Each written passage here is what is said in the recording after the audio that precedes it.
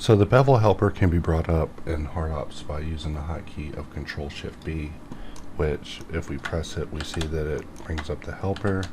And this comes in handy a lot, especially whenever I'm on the laptop on the couch and I need to just get in and deal with just only the bevels. You can also deal with only the booleans if you want, or deal with all the bevels and all the booleans all at the same time. And sometimes this is needed for troubleshooting. This is one of my favorite troubleshooting tools in HardOps. We can also choose to collapse the presets, which makes the window just a little bit smaller in these cases where we have a lot of bevels.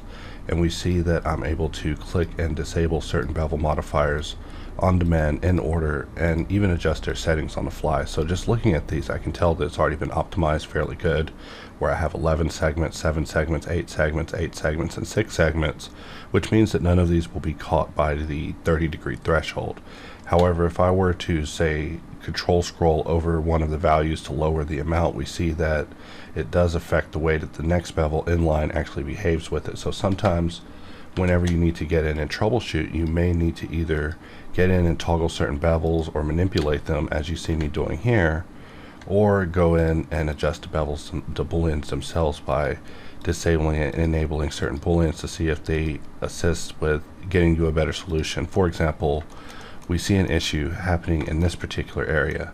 So the best way for us to solve it via the helper would be to either go in and locate the boolean that's causing that issue and just get it out of there, and then go under the bevels and begin toggling them off and on to figure out which one is the problem, and then from there either add more segments and adjust the size of it in order to make it more accommodating with the surface, because once you're this many bevels in, it definitely can get a little bit confusing. So for that reason, the helper exists.